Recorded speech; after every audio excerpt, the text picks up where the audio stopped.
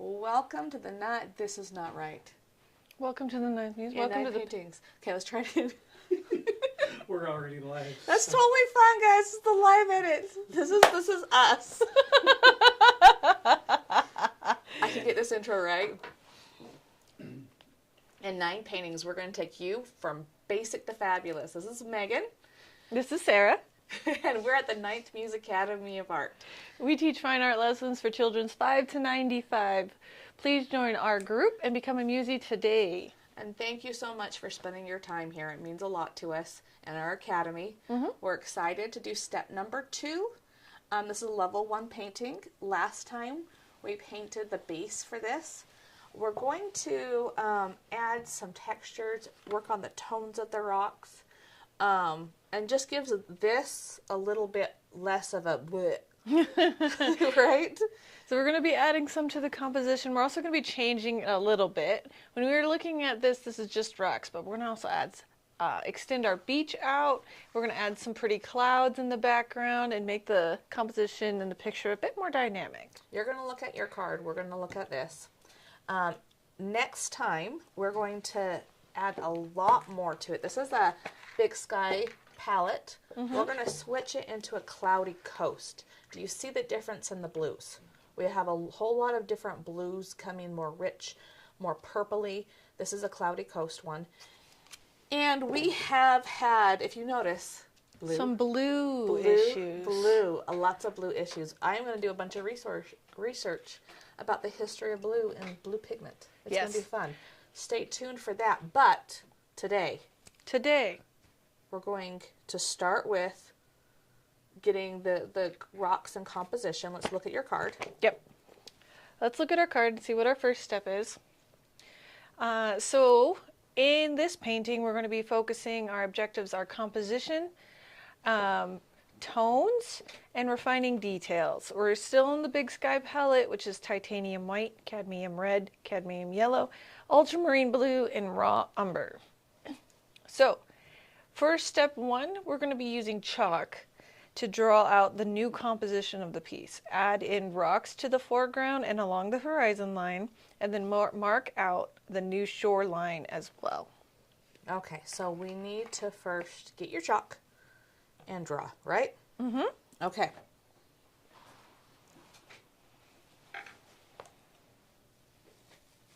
here. Okay. So what we're going to do here is we're going to draw out the chalk, the rocks with chalk. Indeed. We're going to cover up most of our beach, and we're going to have to move our beach up a little bit, not too much.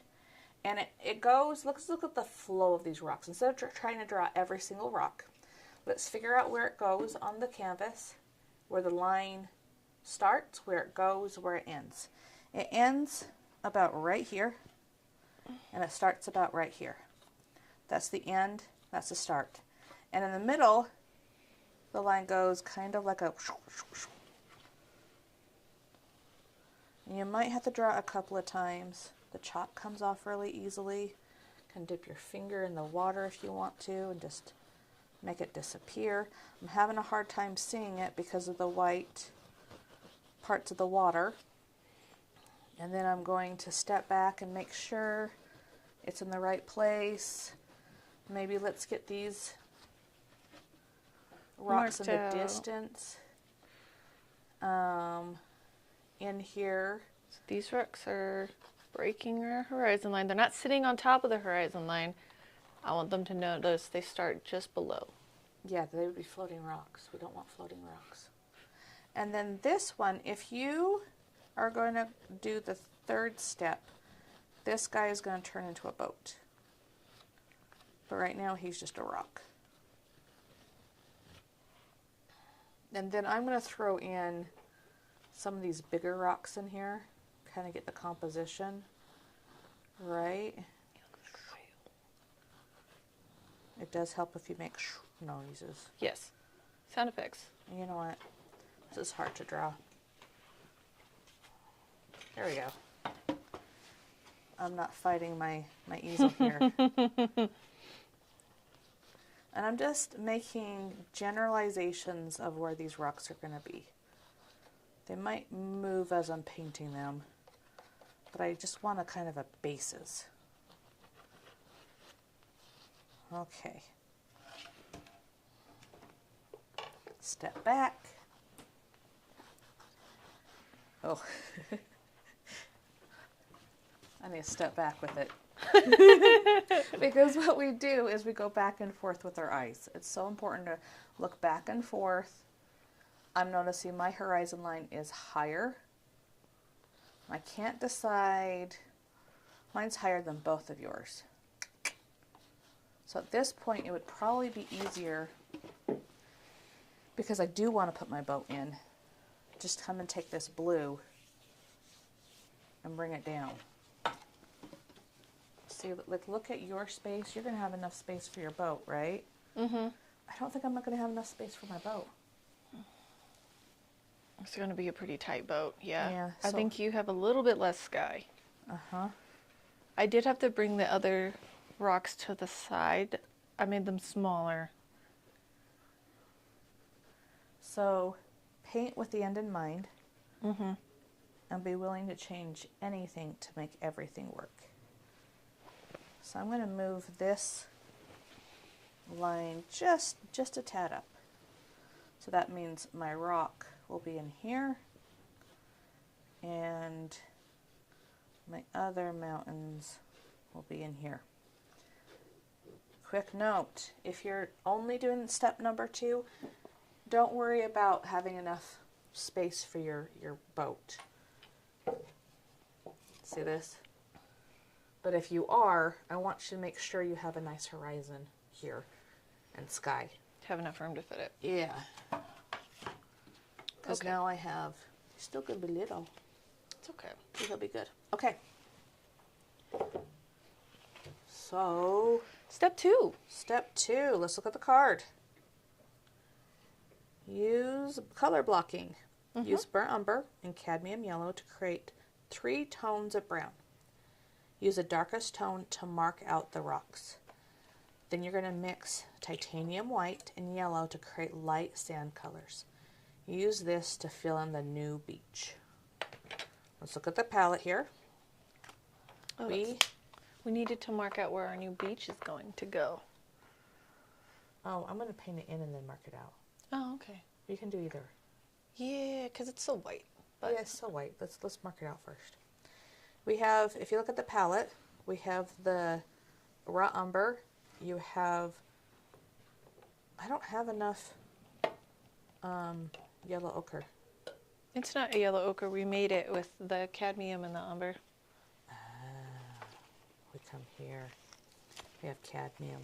Mm-hmm. And that's a wonderful thing. You can have a very limited palette and do all the colors. I was talking to a friend yesterday, and she was like, I can't make this orange darker without like getting another paint tube. And I was like, just put a little blue in there. Little bit of blue. Little bit of blue. Mm-hmm. Just a little bit of blue. Okay. So I have still quite a bit of like my sand colors, but I want some more browns for my rocks, I'm thinking. So I'm going to take some of these. Okay, let's mix this up, and we'll go to a time lapse. Oh, I missed that. Okay, what's our story today, Miss Librarian? Okay, so today I'm going to be talking about Marie Tussaud. So, do you guys know the Wax Museum? There's No. like one in Vegas, there's one in New York. Okay. It makes all of the really creepy famous celebrities. Yes. I think they're really creepy, like because they're like weirdly lifelike, but But not. Yeah, it's very uncanny valley. Very uncanny valley. It's like that's almost Nicolas Cage, but also like not. like one of those Vegas celebrity impersonators of Nicolas Cage, you know? Except even creepier, because at least the Yeah. Vegas ones you can sense like life out of. There's something wrong about them. Probably because they're made out of wax and they're shiny. So shiny. But they do use quite a bit of paint to like to tone them down. But anyways, So when did this all start? so it started with a woman named Marie Tussaud. So Marie was born in 1761. 1761. This is like, Whoa, long whoa. ago. And now we need to paint. So clap. Camera 2. We're going to come and we're going to fill in this all dark. All these places, we're going to use your dark, not quite pure raw umber. Make sure it has a little bit of that yellow in there. And we're going to paint that all in. You're going to use your angle brush. Let's look back at the palette. You're going to just dip and take off most of the water. You're going to hold your brush like this, and you're going to come and get both sides of that angle brush loaded up. And we're going to do a check here. And you're going to hold it up to your card. I'm going to hold it up here, right there, and see if I have that middle tone. Should we do darker? Should we go one darker? A little bit darker. Okay. You're going to want to come a little bit darker than the middle tone to paint this in. Make sure you have enough water. It should be like butter. It should feel like you're buttering a warm pan. We got really specific in class the other day. Yeah, we did. And so we're going to hold it like this. And you're going to create a straight line by holding your brush like this. You can fill something in or do a straight line with the angle brush. It's beautiful. So load up your brush. It kind of goes straight out, down. Do not just fill in your chalk lines. Every stroke, I'm coming here with my eyes. I'm going to do it with my hands so you understand this. Every single stroke, you go back and forth. Now I can use the flat end of my brush and just start filling it in. And look how Megan's with her brush. I like that. Up and down. Mine's a little bit more jagged. Yeah. That's okay. Yours kind of like shows going back and forth, since I'm just leaving it and looking back every time before I move. Right. She's still doing that with her eyes. Yes. I'm still going back and forth. I'm just keeping my brush in place before I move. And do you see mine's more like steps, and I need to like go like this a little bit more. Make it softer. Okay, and fill this in. Same thing right here. You're going to base it in, going back and forth with your eyes. And it's like this rock is giving you a hug. It's like little arms right there. You're going to notice this first coat will not cover over a lot of things. Like this. So I'm going to finish filling this in, and I'm also going to get some of this lighter blue and clean up my horizon line. So I want you to finish doing it in, filling in your rocks, get the chalk away, and fix any little things that you have left to do. And time lapse. Okay, so 1760? 1761 was when she was born, yes. Nice. So, Okay. Marie Tussaud was pretty much just a normal girl, 1761. But she had an uncle, who I don't believe was really her uncle. But she had an uncle who did do sculpture. And at the time, wax sculptures was becoming more popular as far as sculpting and doing busts and things like that out of wax rather than in clay. So he did do this as his trade, and so he taught her when her father died, and he took them in, and so her uncle was caring for her and her mother, and he got a little bit of popularity with his sculpting and did a show. And during one of these shows, she was also presenting, and she caught the eye of some pretty famous people. She was like young still, she was like 18. And she was asked to do a commission and a bust for the royal family in France. Ooh.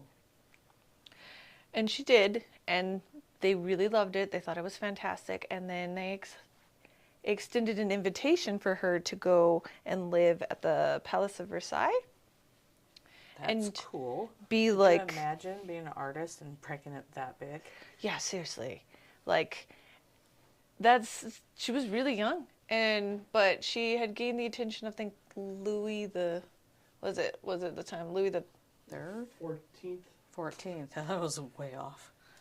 one of them, his sister is who she caught the eye of. And so she became like a part of, The royal court? yeah, like part of the sister's court. I feel really bad calling her his sister. I just don't remember her name. I'm so sorry. I'm sure she was quite famous in her own right, but I don't remember her name. But so she became a member of the court. She lived at Versailles, and she was basically there to create wax sculptures. And so she was in the court as a craftsman and doing art, basically. For, I think, 9 years she lived at the palace. And then what happened? And then, I want to know. This is the fun part. yes, well, not for her. No, not for her. And That's then, the story. but if you guys remember, the French Revolution was in 1792. It started in 1792, which was right in the time that Madame Tussaud was part of the royal court. And as thus, she was convicted as a sympathizer to the royal court. She was seen as just as bad as everybody else since she was a member, even though She was just an artist. Did she really even have a choice? yeah, I was like, it's not like she could have ever said no when. But I'm sure these were all her friends at that point. That's what, 60s to the 90s? That's a whole 30 years. Of course she's going to sympathize. Well, no, 61 is when she was born. Oh. So she didn't join the court until she was like 18 or something. Okay, so it's, she's been there for maybe a decade. Yes. Maybe more. But she has been there for a long time. So yeah, they were probably her friends at this point. But when the palace fell and all the royals were taken away and then beheaded, Marie was imprisoned. But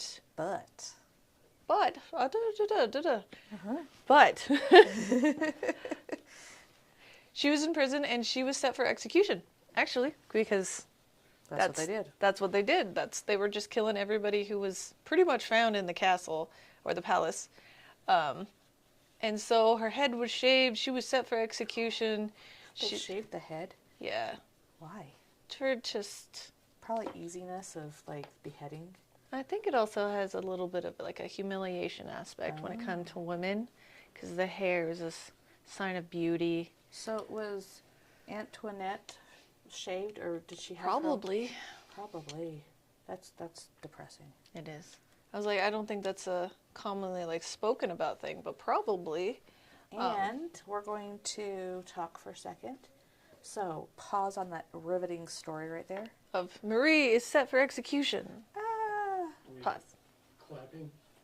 Just a second. All right. It's streaky. There, it's gonna have clouds on it. Okay. And camera one.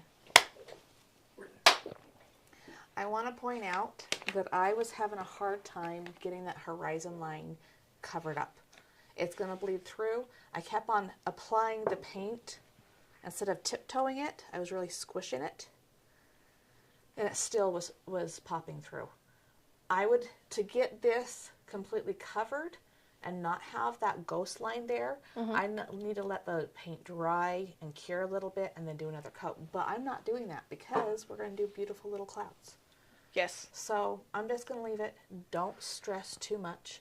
We've gotten most of the stuff blocked in. We're going to work on our next objective, which is tones. Everything can be broken down to 3 tones. Middle, on there, check. Dark tone, light tone. Yes. So look at each individual rock. You have a light area, a middle area, and a dark area. I want you to go pick up your card and actually look at them and really study them. look how there are some, like, they sometimes blur together, sometimes there's a hard edge between them. And then we're going to look at our palette and make sure we have all three of those done. And I'm going to clean off my hand. You do have a little bit of paint on you. I do have a little bit of paint on me. Okay, so look at your palette here. Do you have three good tones? I have some for my sandy beach, and I can use that a little bit for my rocks. I have a middle tone, and I have a kind of two middle tones and some dark tones. I think you pretty much have the same thing. I'm going to make a little bit. I'm going to take some of this, Okay. because it has the white in it, and I'm going to mix it with some pure umber, Okay. just to make a slightly different light tone, but that's going to have more of the brown in it and less yellow. Okay, I like that idea. You might have to, I think I'm running out of my raw umber. You can steal some of mine. Oh, I probably could have, huh? Sharing is caring. Now, mixing medium, I probably need a little bit more to add it in last time when I just got a little bit more of the yellow. So I'm just going to add a little bit more of the mixing medium. The mixing medium is not white. It is clear. It looks white, but Yep. it is not. So let's... Oh, I did that wrong.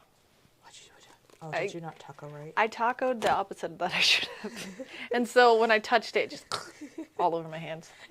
If you haven't watched the welcome video, go back and stress the importance of tacoing, because I purposely painted on my hand. You did not. Nope. So taco things so it doesn't get everywhere. Okay. Let's look back at the painting.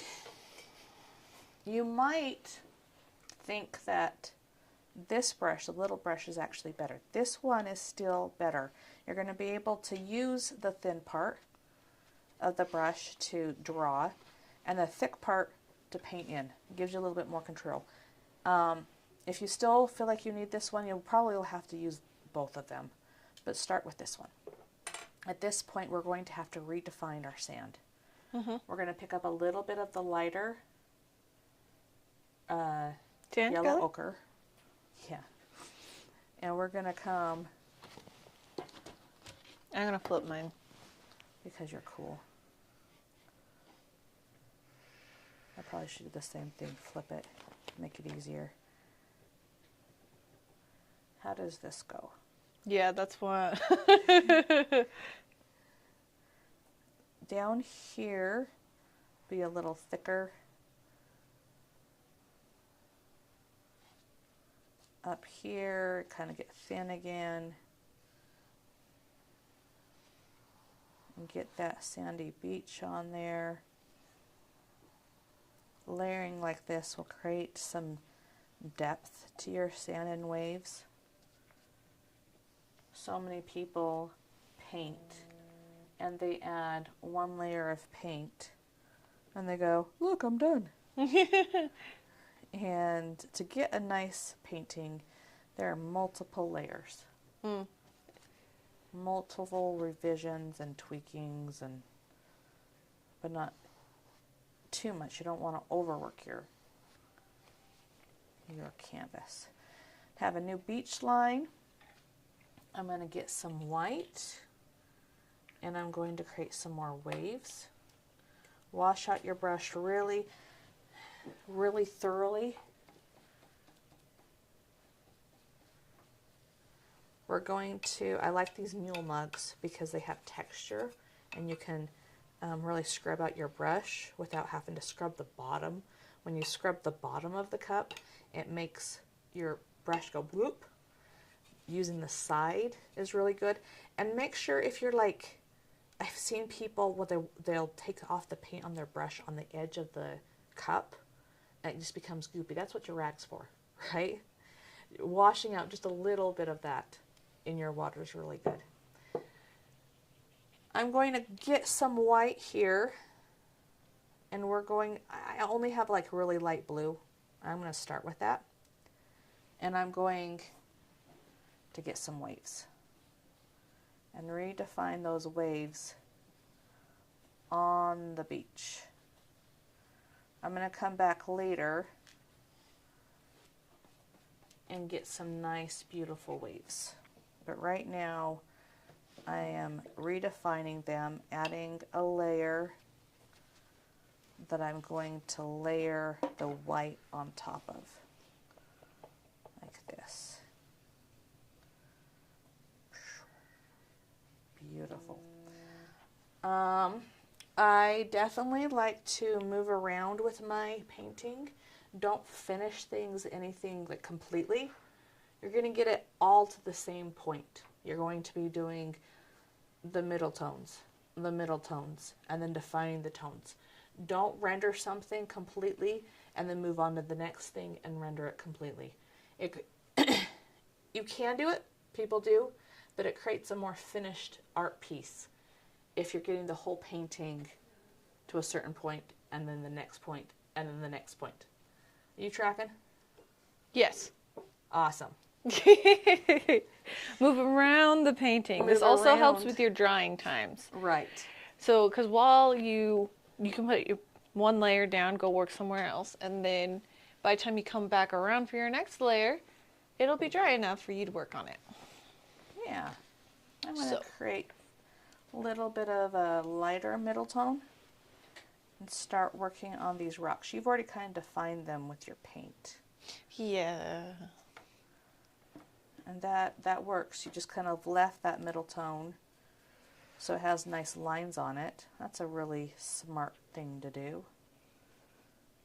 And we're just going to define these rocks at kind of blobs. And yes, we're being smart. Rotate your canvas to make things easier for you. You can move it around. Okay. Back and forth with your eyes. Back and forth. Each rock needs a little bloop to indicate it. So I've gotten the bloop parts. I'm going to take some of the dark and define the dark parts.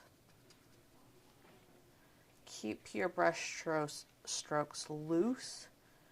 Don't try to perfectly do them.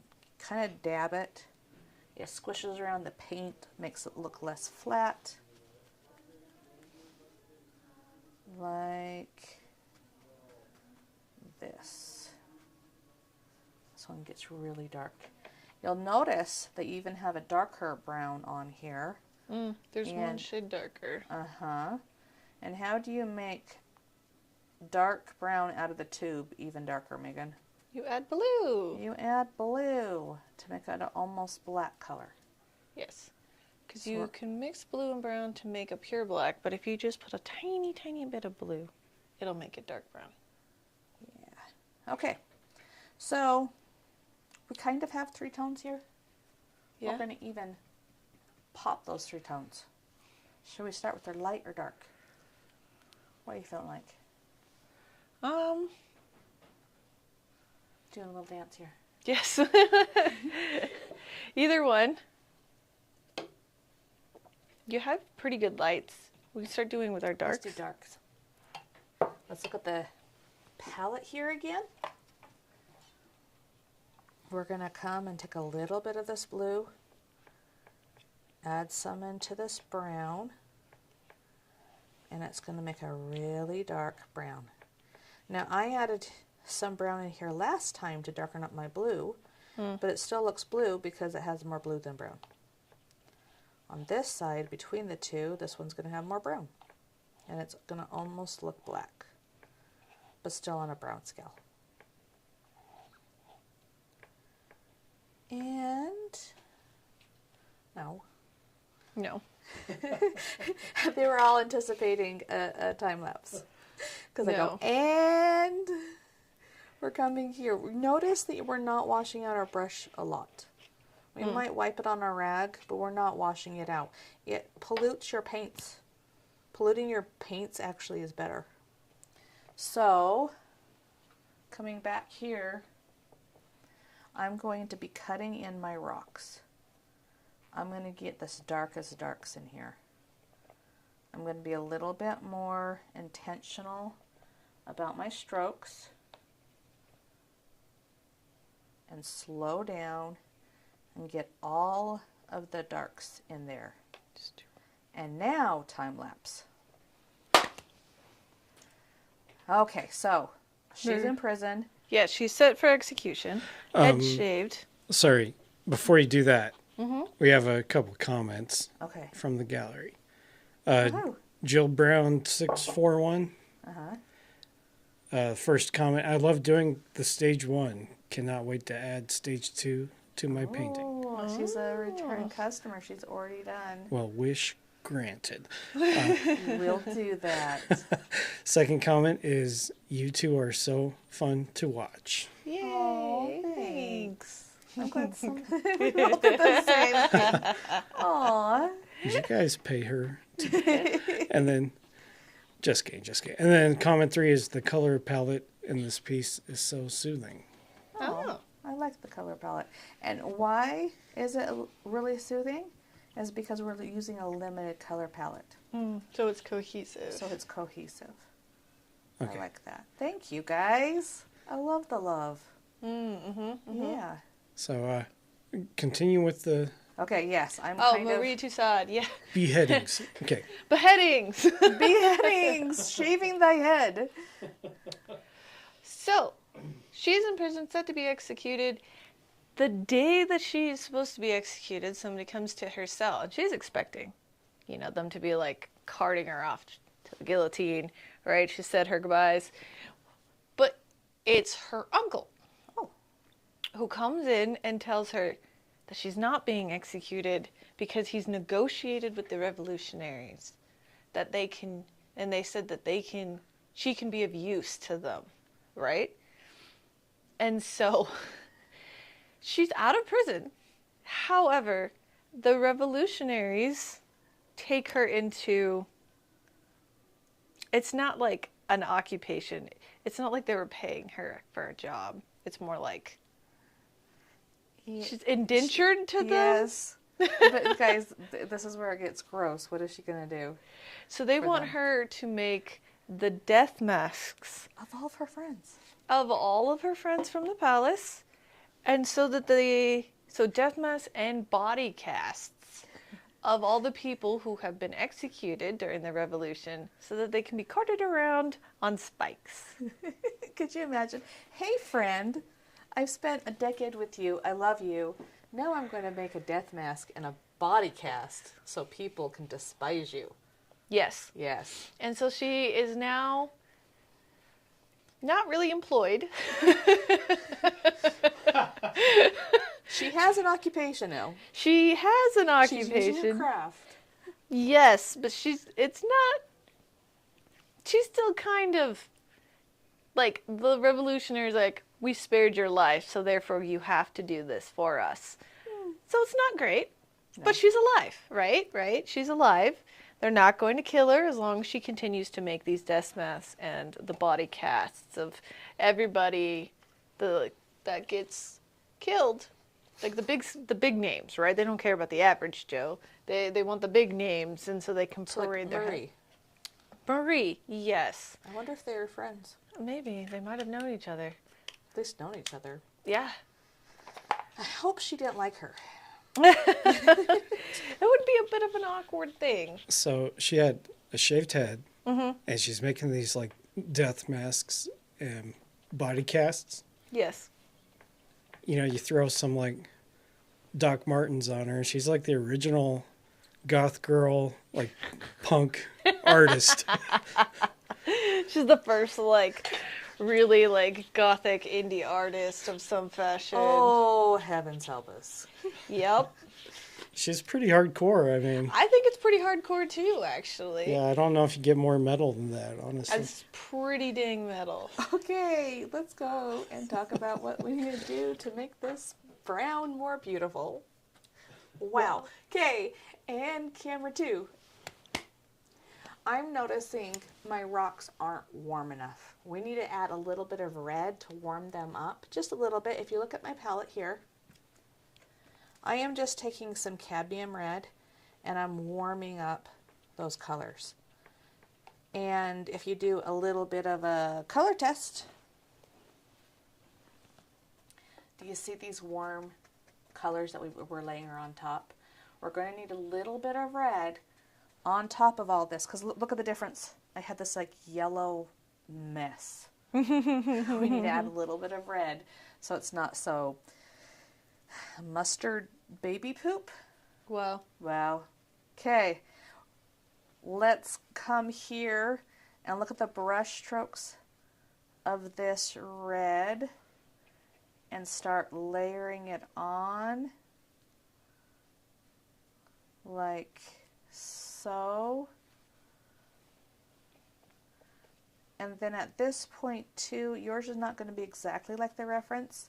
You're going to have to start making some executive decisions at this point to make yours look good. So I'm going to go through here. You can watch the time lapse of everything developing. I'm going to turn it right side up. yeah. It looks like better rocks. There we go. I was like, I needed it right side up a little bit too, because Yeah. I'll steal Okay. some of your red. Another time lapse and go. Marie.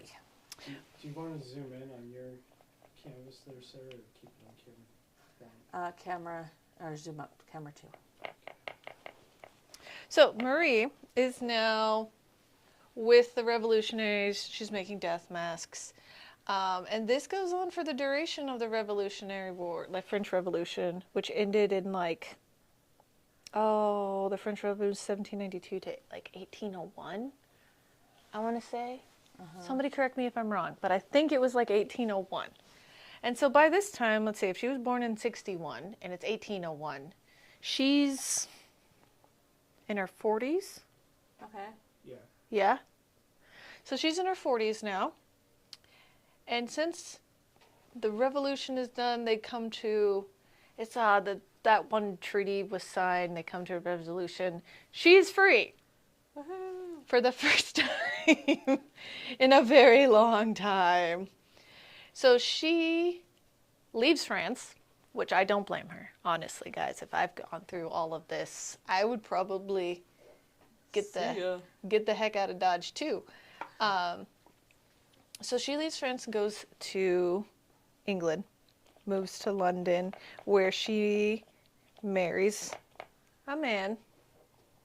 They have a couple kids. But now she's in her 40s, you know? And she's at this time of her life where she's like, well, since I was 18, I've been an artist.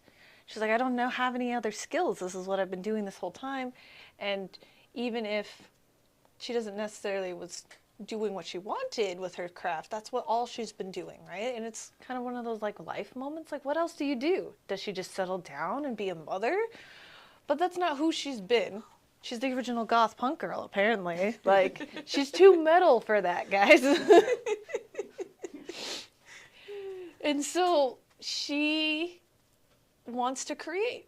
And so she finds, I don't remember his name, but she finds a magician, like a traveling magician. It's like the 1800s, you know? Yeah. He's like a magician and he does light shows and things like that. That was popular in the time. A wizard. He's a wizard, yes. So she finds a wizard. Was it Harry Houdini? I think he was in the U.S. Was he? Yeah, Houdini is a U.S. Oh, Yeah. She's in Oh, I have some fun stories about Houdini, too. I can tell you next you're a time. wizard, Harry. Okay. I was like, I can tell you some fun Houdini stories next time. But what does she do? Excuse me. Cough season is here. Sorry, Ron's guys. coughing. Megan's coughing. I was trying not to just cough really obnoxiously, but the coffee wasn't helping. Okay, so I'm not going to phrase it that way. So she meets this, like, magician, and he's like, you know what? Your wax sculpting is really cool in a creepy kind of way. I was like, I'm pretty, and he's like, you know, they could make something of it if they combine their two talents together. And so she creates a bunch of wax figures of like celebrities of the day. And they curate it into this show. And it's just like a small little thing at first. But then it takes off. And people are captivated about these eerily realistic wax Have you been to bodies. the wax museum? No, I've never been to the wax museum. It's weird. Yeah. Because they look. You see them and you're like, person. And you're like, no. Not person. Not No. Why? Reggie Deggy Doo Yeah. says the French Revolution ended on November 9th, 1799. Oh, okay. Oh, okay. 1799. So I wasn't too far off. There you go. Thank you. Thank you. Anyways, so the people of London are captivated by these like really artistically done wax figures and busts, but are just a little off, right? And so she becomes a big sensation. Like she becomes really popular in London. It's really fashionable to go to her shows, and she just explodes in the London like high society scene. She must like put on a good show herself. I know, right? To be able to be. I think this lady made a deal with the devil or something. Because she kind of, in spite of all of this stuff, like she kind of kept coming out on top. Yeah. She had some artist magic juju or something. I mean, it does suck the fact that she was going, well, no, she was going to be executed and she wasn't. And so kind of sucked that she was. That's like a movie scene. Right? Yeah. Yeah. It is. They've written movies about her not knowing, or maybe they do know her story. I think the lesson to be taken here is when times get tough, Make death masks? don't lose your head. Oh, but a bunch. I'm sorry. Sarah's dying. I'm trying not to laugh really loud on your ears, people. Just like start cackling. It's fine. They're used to it. But so yes, that's how the Madame Tussauds Wax Museum established in like 1835, and now she has one in London, the original one. Now there's one in Vegas. Now there's one in like New York. Like it all started with Marie Tussaud. That's really cool. I've heard the name. I always thought it was just like a West Hollywood thing. So Yeah. yeah. Started around the French Revolution, guys. That's crazy. Yeah. That's really cool. It is. And like you guys have to think of it, like at this time, like female artists weren't insanely recognized. And she made a name for herself. Like literally. That's we still recognize and go to these exhibits today. Mm-hmm. And there's something about like seeing a famous person in person, But not. but not. Right? Yeah. Those things creep me out. They really do creep me out too, honestly. Like, I think they're really creepy. Reminds me of Robin Williams and Night at the Museum. Oh, yeah. Wasn't he like Theodore Roosevelt? Uh-huh. Yeah. Now I need to know who that Ripley guy is. Believe it or not. Yeah. Ripley, believe it or not?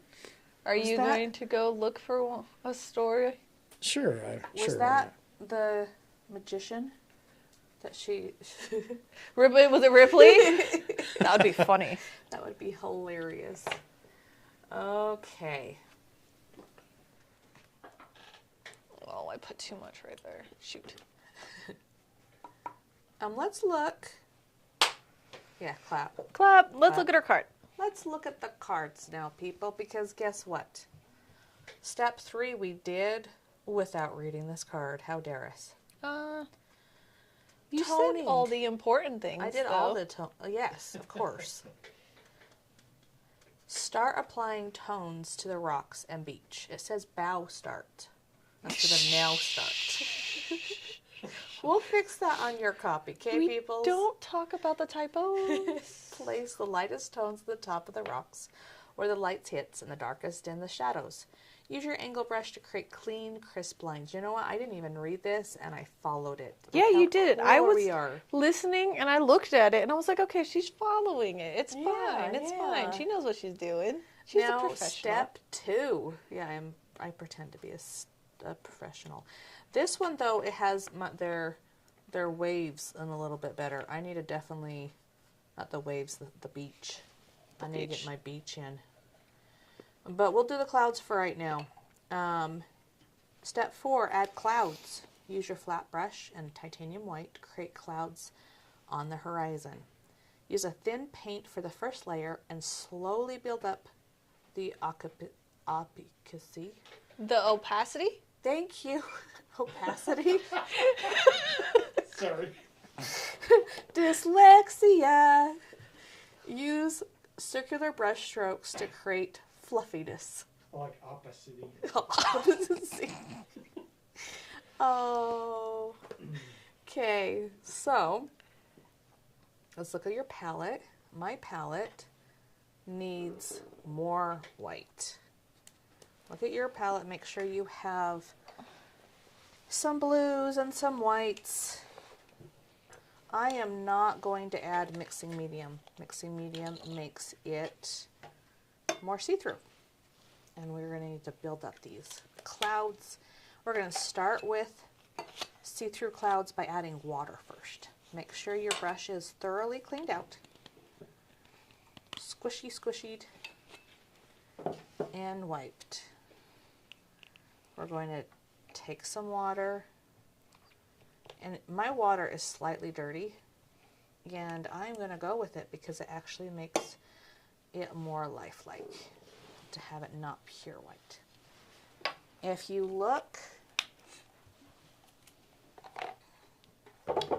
sorry, there we go. If you look here, we're going to get these nice thin clouds. That's a little bit too much paint. I'm going to tap it off on my rag, and I'm just going to swish my brush like this. And swish. And you're going to want to start it thin so that we can create these subtle tones to make it look like an actual cloud. And just like little rainbows. Figure out where you start, go, end. And you're going to want to do little poofs and big poofs and decide the composition of all of this.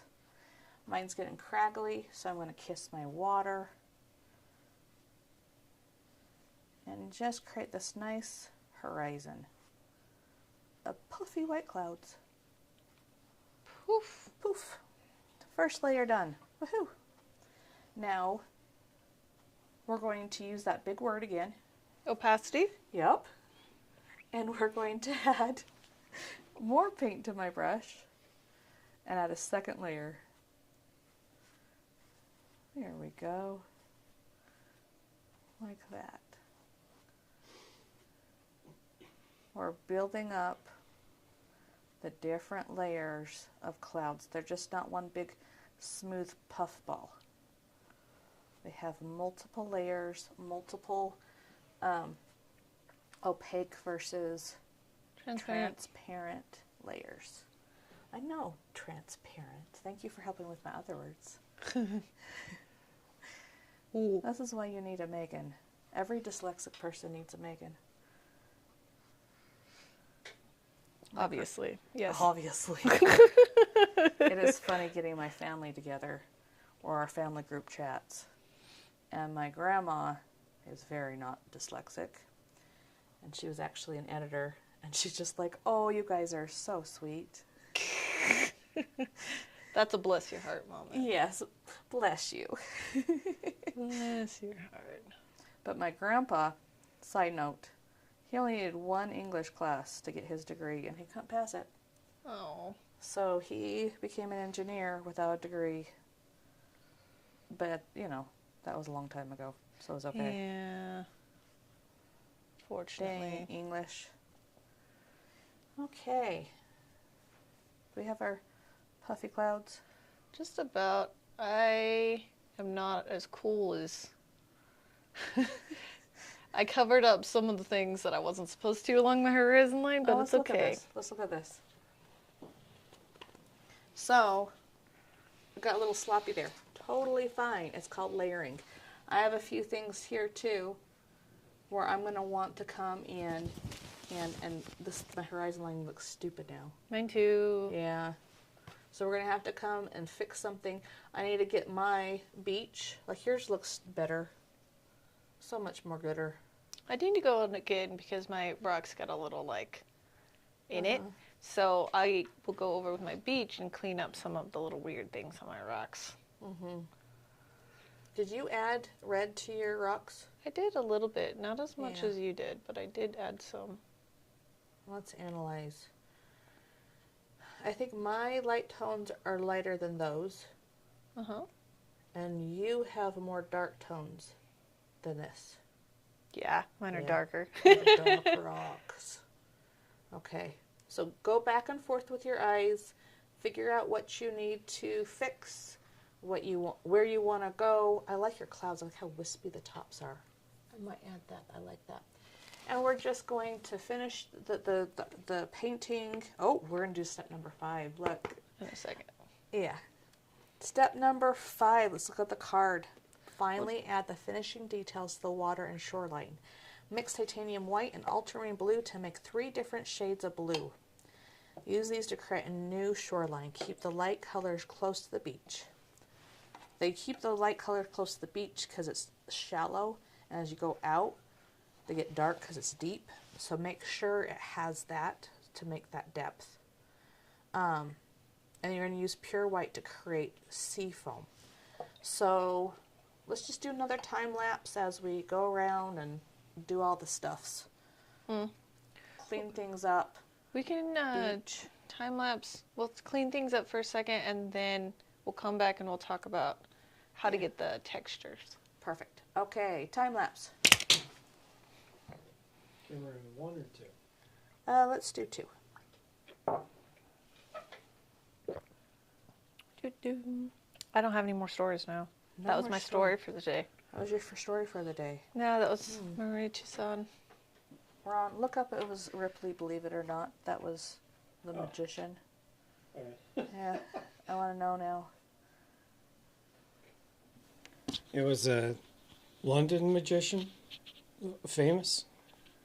Was Well, it? just look, No, that's what maybe. I'm asking. Like he was London based. Oh, for Marie? Yeah, Oh, I don't know. the one that she knew. But we want to know about Ripley, though. So you might as well just okay. look up Ripley. All right. Yeah, let's look up Ripley. What about Houdini?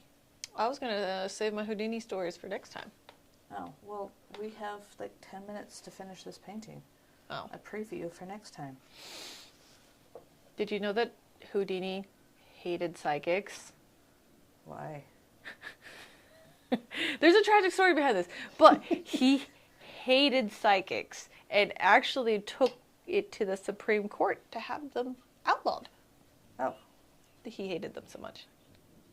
So that's my fun thing about him hating psychics. The reason he hated psychics is because his wife died. And at the time, psychics were really, really, like, popular. They were in fad.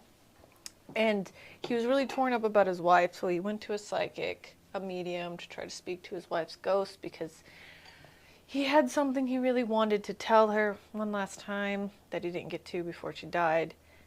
And he realized that the psychic was a fraud. And he was mad. he was mad. Like, so mad that he took it upon himself to create a crusade against psychics of the time and did everything in his power, which was substantial because he was real famous at this time, to discredit every single psychic he could get his hands on. Even Including... though he had a smoke and mirror job. Yeah. He he hated psychics. Like, to the point where he just kept going, and He did some sneaky things, which I can talk about next time. Preview Yeah. to step 3. To step 3. Okay. Some facts about Robert Ripley, who was the founder of the Ripley's Believe It or Not franchise. Okay. And I remember, like, there was an old TV show, Mm-hmm. right? And Jack Palance used to host it. I don't know if you guys know who that is. No, but I do remember the show. Okay. So he was born February 1890, lived until 1949. And to look at this guy, he kind of looks like a cartoon villain. He was an entrepreneur, a cartoonist, and an amateur anthropologist. Okay. He started off with a cartoon, like a comic strip series. Oh, okay. Subjects covered in the cartoons and text ranged from sports feats to little-known facts about unusual and exotic sights. He also included items submitted by readers who supplied photographs of a wide variety of small-town trivia, ranging from unusually shaped vegetables to oddly marked domestic animals, all documented by photographs and then depicted by his drawings. So, yeah, that's interesting. It is. So, his cartoon series were estimated to have 80 million readers worldwide, Wow. and he is said to have received more mail than the President of the United States. Oh my gosh. He Wow. became very wealthy with homes in New York and Florida, but always retained close ties to his hometown of Santa Rosa, California. And he made a point of bringing attention to the Church of One Tree, a church built entirely from the wood of a single 300-foot tall redwood tree, which stands on the north side of Juilliard Park in downtown Santa Rosa. I bet this guy was part of a cult. They're always part of It Probably. kind of sounds like a kind of- cult. Yeah. I was like, oh, cult. Well, what's that? There's like a club exclusively for rich and powerful men, like in Northern California. Do you guys know what I'm talking about? There's like a big owl statue there. I'll have to look that up because that's kind of interesting and creepy too. Are you ready for water? Sure. Yeah. Okay. Okay. And clap. Camera 1. Now we're actually going to do step number 5. We're going to talk about how to get those waves in there. And we want to make sure these waves go back and forth. If you notice, your waves go yes, right? Mine still have a little bit more. These ones, literally, you're going to take your brush and you're going to go, and you're not going to move the flatness of your brush. You're going to just go side to side. The like ziggity this. zigs. The ziggity zigs and Ziggity ziggity zigs. zags. You're going to keep your paint thin, and you're just going to layer on top. So you're going to start with the dark, and make sure you have enough water. You're going to come here and go back and forth to get this beautiful movement. I have a line that comes here and like that. We're going to come and create some more like this, along the short line. Use your words, Sarah, and create these waves back and forth. Push hard on your brush, then lighten it up. Grab some middle tones, make sure they're wet enough. Coming like this.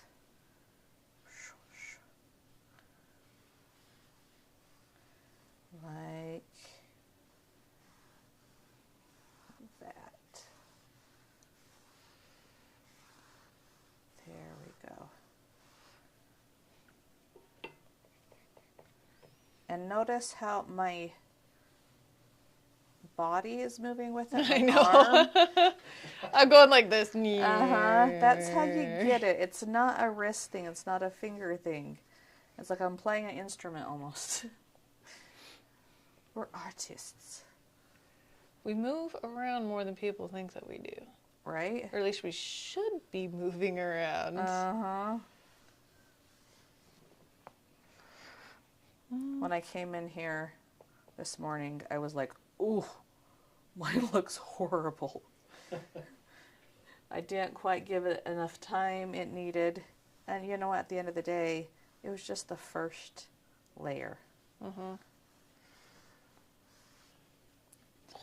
Like this. Okay. It's not the shape I needed. Whatever. Ooh, nice. Come in here and get these big. Okay. You have a lot of little. Mm-hmm. Put this dark blue And back then in my these waves. You're going to add a lot of white. And just a little bit of here. Kind of dab them on. Here at the crest, there might be a couple little breaks.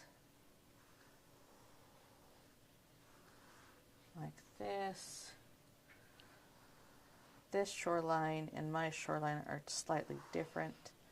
Need to pay attention to that.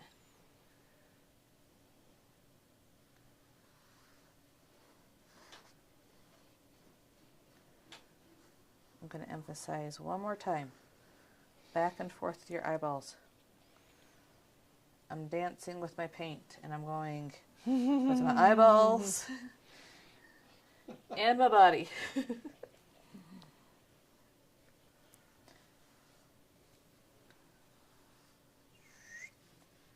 And then I'm going to step back and really analyze. Oh, I was going to do puffies. Puffies? More puffies. I like your puffies. Oh. Going to add a thinner layer here to make them look a little bit more puffy. And then don't be afraid to get your finger and smudge things. Mm-hmm. Now I want to show you something. Let's pretend I'm here painting and I'm like, oh no, I ruined it. Ah. Find a clean cloth, part of your cloth, wipe it, dab it in the paint, wipe it again. It took off a little bit of that blue underneath, so I'm going to need to come here and add a little bit more blue. And it's not permanent. You can erase paint too without just covering it over. Except for this didn't work exactly how I wanted to. It took off some paint underneath. And just paint on top of it. Did that a couple of times in the time lapse. Okay, make sure you're stepping back and analyzing your art before you say it's finished. Gotta do the white on the beach. Yeah, I did that. Oh, okay. Well, I need more to. white. I think this one doesn't have a lot of white. The card has a lot of white. Somewhere in between, you decide. A little bit more white in here. Yeah. Good call, Megan. Psh, that was too much. Not you. Me, that was too much. I was like, not you. Me, that was too much. I just put like a ton of really light blue right there, and that was not what I wanted. Move it around. Yep. You're not stuck.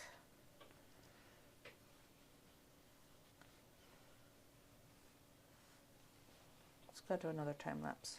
Okay. And I'm just gonna mess around while you are slowpoke. Almost there.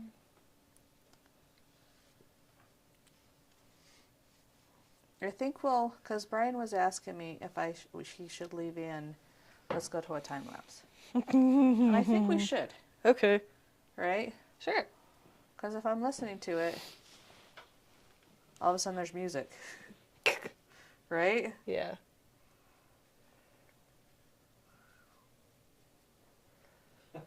Puppies, puppies, What are you laughing about over there? Just that concept of like, yeah, they don't know a time lapse is coming, so music starts and you guys start like moving super fast. We're just suddenly like in hyper speed. Mm-hmm. And truthfully, you can just cut out this part while you finish. Yep, I'm going to do that. I'm just going to start relaxing. Because I'm faster than you. Yeah, you are. I was talking. I was trying to remember historical facts. Yeah, that's good.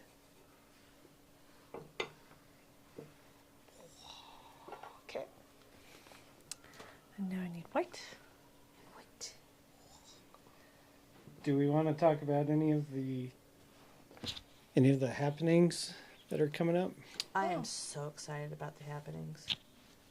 We can talk about the happenings. So, Ron, talk about your happening first. Oh. What is happening? Oh, yeah. Digital painting course. Come on, Ron. Wow, Ron. Well, I was thinking of Friday, but I wasn't sure if you wanted me to talk about that or not. I really want to talk about digital painting. It starts Okay. March March 13th. 13th Yep. from 6 to 9. What are we going to be doing March 13th? So we are going to go over the basics of digital painting, setting up your stylus, your iPad, your Procreate settings, and then we're going to go over how to paint painterly in the digital space. And Versus so, just copy and paste and filler in tools. right, yeah. So it'll be like actually using a brush, painting like you would with with oils on a canvas, basically. And we're going to start with very simple shading and color picking, and going to show you guys how to get colors within the same realm, So even if you're doing like a monochromatic painting, how to make that look really nice, and then just tips and tricks I've learned over the years that have kind of helped me to get better. So I'm excited because I bought everything and then I felt like that little kid that everybody's seen the meme of the little girl trying to put the straw in the cup. And then she gets frustrated and goes, blah, blah, blah, blah, blah, yeah, and just like completely throws everything everywhere. Like, I feel like that girl. I'm trying to make it look a certain way. I'm trying to push buttons and watch YouTube videos, and I'm like, ugh. Now, Ron can prevent me from having a complete, total meltdown as I try to learn meltdown? something new. Yeah. yes, hopefully I can provide some value to you. I was an experienced digital painter for a while, and then I got Procreate, and I had to learn a whole new set of rules. So I'm going to teach you guys how to set things up so that it's a lot easier for you, and you're set up for success. Yes. So It's easy. So that is the third Thursday, the third Second. Fridays for 3 months, March, April, and May. second Second. Fridays. It's the second Friday. March, So, April, and May. Yeah, March The first 13th. Friday is Art Stroll. We have 50% off paint night, so you can paint this beautiful painting yourself. Uh-huh. And then the third Friday, what do we have going on, Megan? Oh, figure drawing. So we'll have live models come in, and we'll do drawing from life, which is always a really great skill for artists, either beginner artists who just want to try it out to see, or experienced artists, because you can never have too much practice when it comes to drawing from life. So like a real person. A real person sitting in front of you, and I'll have her posed like a still life with all the lighting and all the things. She won't be naked. She will not be naked because I have minors. She'll be in a swimsuit. Yes. It's going to be fun. And you I'm can excited. either buy a punch pass for all 3 sessions or just one at a time. Yeah. That should be a lot of fun. Mm-hmm. Yeah, if you're wanting to learn how to draw anything, drawing people is like essential, and this is such a good way. Skill. Yeah, it's a great way to develop the skill. Megan's a really good teacher too, so definitely show up for that. Thank you, Ron. Now, the 4th Friday, we are creating a little community for educators, art teachers, and any other educator alike. We're going to have little demos on different things you can implement in the classroom, and truthfully, more just a third space to hang out and be with your people. We are starting that this month, and that will run every fourth Friday of the month. I'm excited to hang out with Teachers. teachers. Teachers are cool. Teachers are pretty cool. Yep. We say as teachers. Yeah, we're kind of biased. We're kind of cool. Yeah. But I have finished while we were going up at Cummings, I think. Okay, so